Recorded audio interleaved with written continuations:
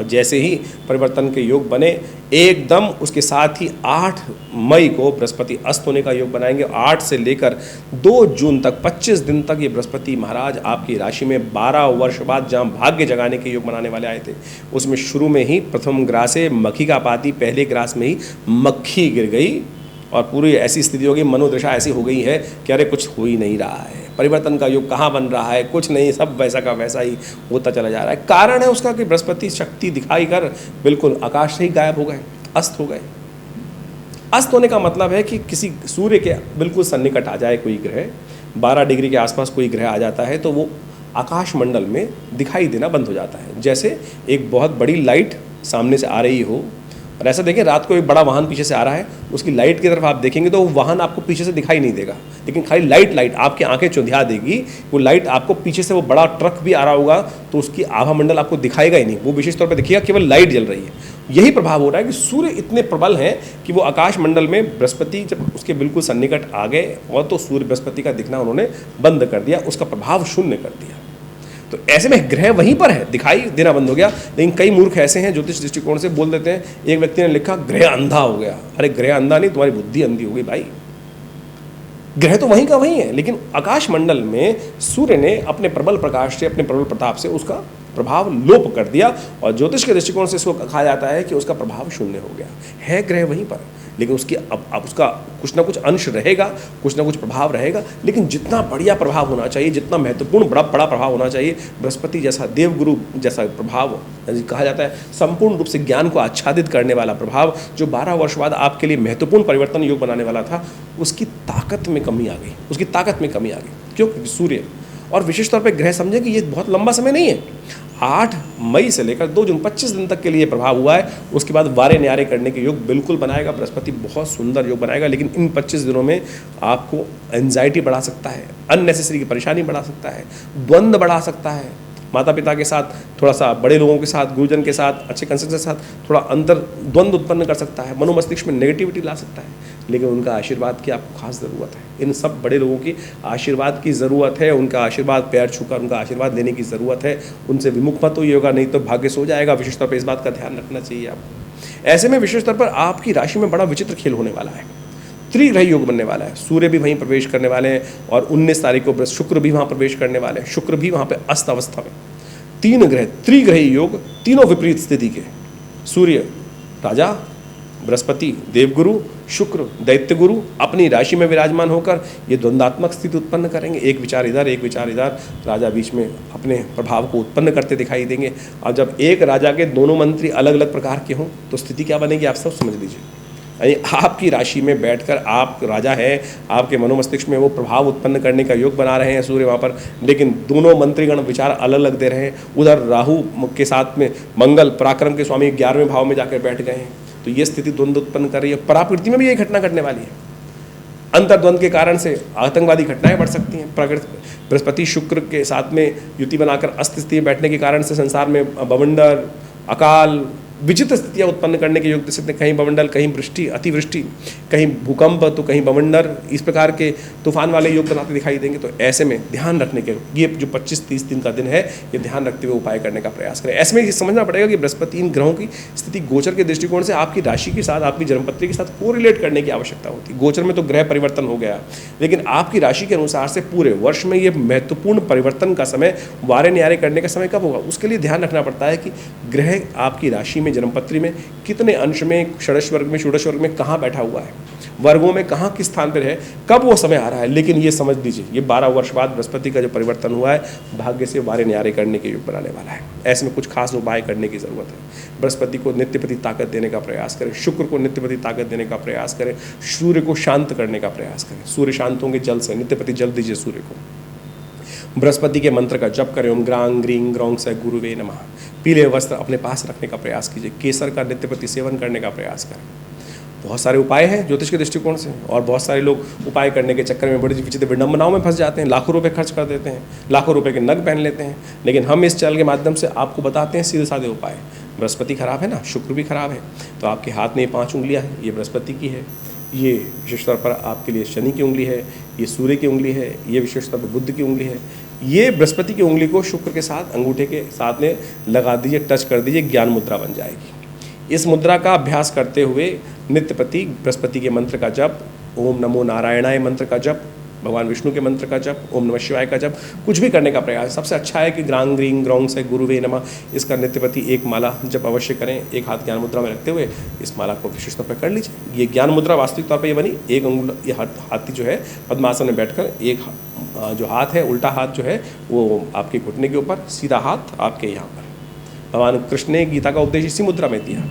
ये अद्भुत कल्याण करने वाली मुद्रा है। बृहस्पति का जब प्रभाव शून्य लग रहा हो तो इसको बढ़ाने का प्रयास किया। आपकी राशि के अनुसार से बृहस्पति महाराज जो हैं वो विशेष तौर पर 12वें भाव के मालिक हैं, विशेष तौर पर समझे 11वें भाव के मालिक हैं, लाभ के मालिक हैं, और साथ साथ कई प्रकार के लाभ देने के योग बनाने वाले हैं। और स्वयं बहुत धर्म स्थान को देख रहे हैं, बुद्धि को देख रहे हैं, आपके प्रभाव को, आपके बिजनेस को बढ़ रहे हैं, आपके प्रभाव को बढ़ाने वाले हैं। तो निश्चित तौर पर समझ लीजिए 12 वर्ष बाद जो समय वारे न्यारे करने आया है बहुत सुंदर लाभ देगा आपकी राशि के अनुसार से वृषभ राशि वालों।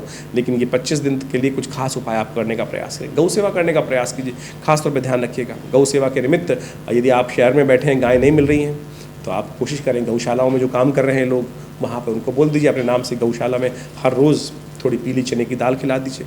गाय की सेवा भी हो जाएगी, बृहस्पति की भी शक्ति हो जाएगी, शुक्र भी ताकत हो जाएगा, सूर्य संबंधित उपाय भी हो जाएगा। भीगा के यदि गाय को हरी पीली दाल खिलाएंगे तो ये सब उपाय कर कर बहुत कल्याणकारी योग बना सकते हैं। तो समझें प्राकृतिक स्थिति क्या है, कैसे आपको ठीक करना है, ये सब विज्ञान ज्योतिष के माध्यम से आपको हमने समझाने का प्रयास किया। समझेंगे तो कल्याण कर लेंगे। हमने ज्योतिष दृष्टिकोण से इन सब चीज़ों को अध्ययन बहुत लंबे समय तक किया और बहुत महत्वपूर्ण जानकारियाँ समय समय पर हम भी आश्चर्यचकित हो जाते हैं कि कैसे ज्योतिष के दृष्टिकोण से ये पूर्वाभास हो जाता है और कैसे ये ज्योतिष की गणनाएं जो हैं वो आपके भविष्य के बारे में बहुत सारी चीज़ें सटीक रूप से बता देती हैं। एक व्यक्ति, मुझे याद है मैं बहुत छोटा था, पिताजी के साथ ज्योतिष का अध्ययन करने का अवसर मिलता था। हमारे पास एक बहुत मूर्धन्य देश के व्यक्ति, बड़े व्यक्ति, जो किसी बहुत बड़े उपराष्ट्रपति के भारत के उपराष्ट्रपति के पीए थे, वो जन्मपत्री दिखाने आए पिताजी के पास और बड़े परेशान थे उन दिनों बड़े परेशान थे। जन्मपत्री जब दिखाई उन्होंने तो कहा, जब जन्मपत्री देखी तो उन्होंने सीधा सीधा प्रश्न किया कि मेरी उम्र कितनी है आचार्य जी, ये बताएं। तो पिताजी ने जन्मपत्री मैं वहीं बैठा हुआ था, मैं बहुत छोटा था, ज्योतिष सीखता था, याद अभी भी है वैसी घटनाक्रम थी। और जब जन्मपत्री देखी उनकी तो उनकी जन्मपत्री में एक विशेष प्रकार का योग था। उन्होंने कहा कि मुझे ज्योतिषी ने बताया है कि मेरी मृत्यु इस दिन होती दिखाई दे रही है, मैं बड़ा परेशान हूँ, क्या जीवन का अंतिम समय आ गया है। पिताजी ने भी जन्मपत्री देखी और जन्मपत्री मुझे भी समझाया उस विषय को। तो जब हमने जन्मपत्री देखी तो उसके अंदर एक ग्रह जिसके कारण से वो मृत्यु का योग बन रहा था, वो विशेष तौर पे अवस्था, किस अवस्था में था वो हमने देखा नहीं। जैसे अभी हम बृहस्पति के बारे में बता रहे हैं कि उदित अवस्था में है, अस्त अवस्था में है, और या विशेष तौर पर सुप्तादि अवस्था में, जागृत अवस्था में, वृद्धादि अवस्था में। तो वो जो ग्रह था विशेष तौर पर उनका स्वप्न अवस्था में था। वो स्वप्नादि अवस्थाएं हमारे यहाँ विशेष तौर पर बताई गई है, जागृत, स्वप्न, प्रगाढ़ इत्यादि, हर ग्रह की ऐसी अवस्था भी होती है। तो जब हमने जन्मपत्री देखी तो उस समय में यही निष्कर्ष निकाला कि महाराज जिसने जन्मपत्री देखी है बहुत बढ़िया तरह से देखी है और उसने मृत्यु का जो प्रेडिक्शन किया है बिल्कुल सही है।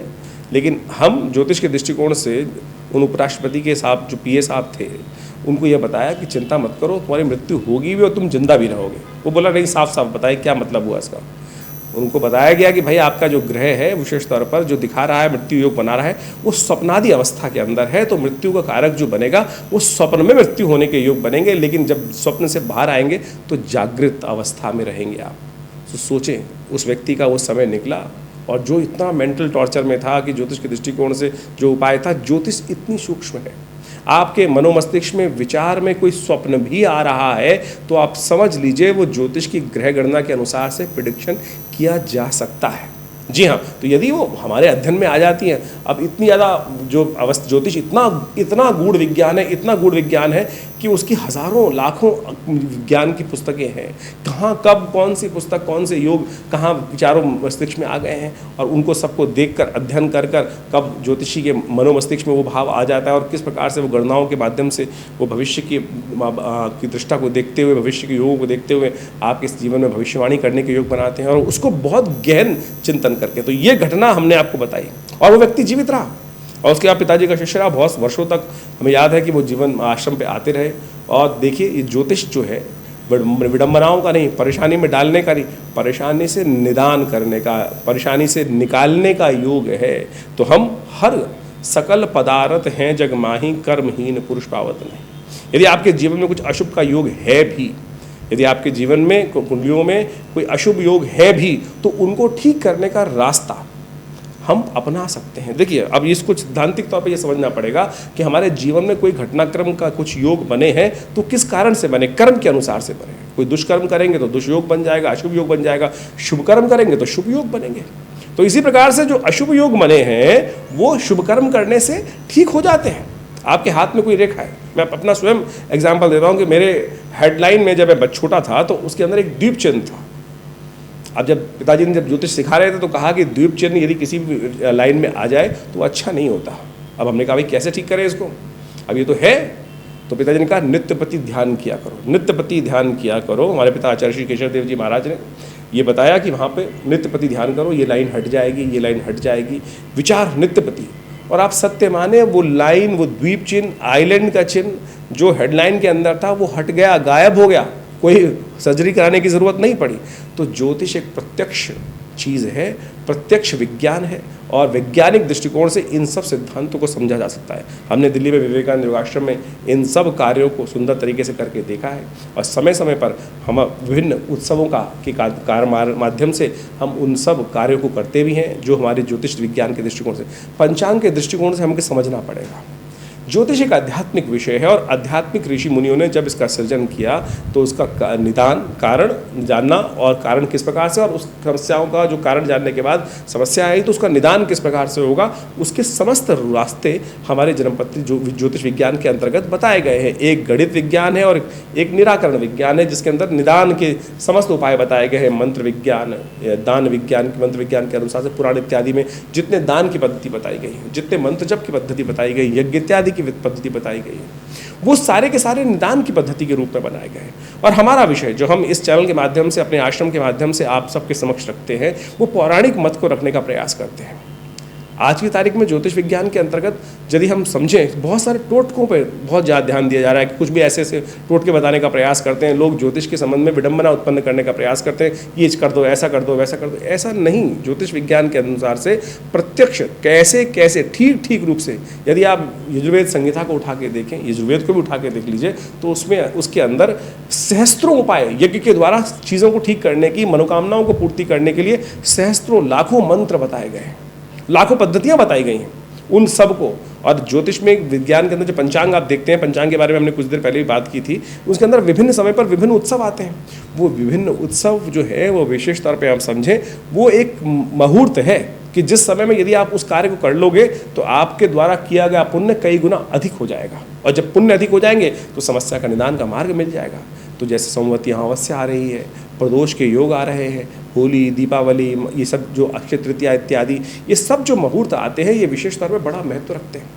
और आध्यात्मिक दृष्टिकोण से देखें तो पुराणों के अंदर, विभिन्न शास्त्रों के अंदर इन सब उत्सवों के माध्यम से विभिन्न कर्म करने के रास्ते बताए गए, कर्मकांड के सिद्धांत के अनुसार से बताए गए हैं। उन कर्मों को कर कर आप सुंदर तरीके से, हम अपने विभिन्न कार्यक्रमों में विभिन्न आपकी बातें रखते हैं, विभिन्न कथाएं रखते हैं इस बारे में कि ज्योतिष के दृष्टिकोण से कैसे, कौन सी हर चीज़ की उत्पत्ति कहाँ से हुई है ज्योतिष के अंदर, उन सब सिद्धांतों को बहुत सुंदर रूप से समझाने का प्रयास किया गया है।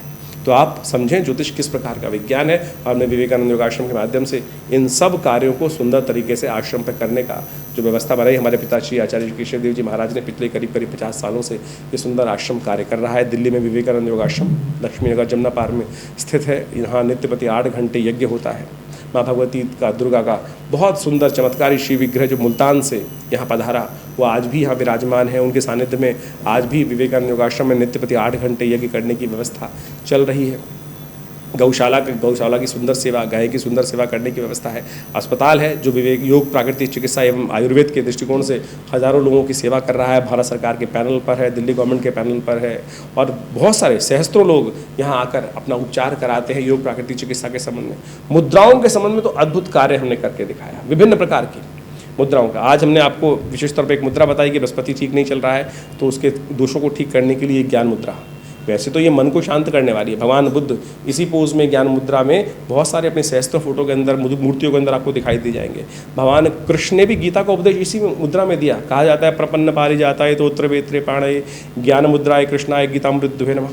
तो ये ज्ञान मुद्रा अद्भुत है।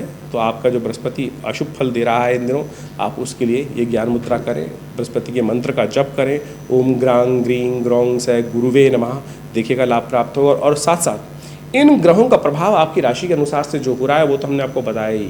इसके बाद भी आपको बहुत गहन चिंतन करने की ज़रूरत है। आपकी मूल सबके लिए खराब नहीं है। अब जिस एक राशि के बारे में बताया कि खराब है अच्छा है, तो हो सकता है उस आपकी दशा अंतर्दशाएं बहुत सुंदर चल रही हों, या हो सकता है ग्रह शुभ प्रभाव कर रहा है तो ग्रह अंतर्दशाएं जो है अशुभ चल रही हो तो वो प्रभाव निष्क्रिय हो जाएगा, उल्टा हो जाएगा। तो उस सब संबंध में आपको अच्छा ये है कि अपनी जन्मपत्री को पूरी तरह से विचार विमर्श समय समय पर कराते रहें। उन सब समय का आपको आभास होता रहेगा। लेकिन बहुत सारे लोग ज्योतिष विज्ञान के माध्यम से इस बात से डर जाते हैं कि सहस्त्रों, मेरे अब बहुत सारे देखे हैं कि ऐसे लोग आज ज्योतिष के दृष्टिकोण से 4-4 दिन पढ़कर ज्योतिष विज्ञान के आचार्य बन जाते हैं, और विशेष तौर पर ऐसे ऐसे उपाय, ऐसे ऐसे लोगों को लूटने का तरीका बनाते हैं। ज्योतिष पैसे कमाने का तरीका नहीं है। हमारा ये उद्देश्य ज्योतिष की वास्तविक स्वरूपों को आपके समक्ष रखने का है। और बहुत सारे लोग इन भ्रांतियों में फंस जाते हैं कि ज्योतिष के दृष्टिकोण से अनेक उपाय बता दिए जाएंगे। हमने इस कार्यक्रम के माध्यम से आपके समक्ष बहुत सरलता से, बहुत सीधी तरीके से, बिना किसी लाग लपेट के, बिना किसी को पैसे खर्च किए हुए, कोई नग ना बताकर, कोई बहुत बड़ा उल्टा सीधा प्रयोग ना बताकर, बहुत सारी किसी विडंबना से, सब समस्त विडंबनाओं से हटके सीधे साधे तरीके से ज्योतिष के विज्ञान को आपके समक्ष रखने का प्रयास किया है। आशा करते हैं आप समझेंगे और लाभ लेंगे।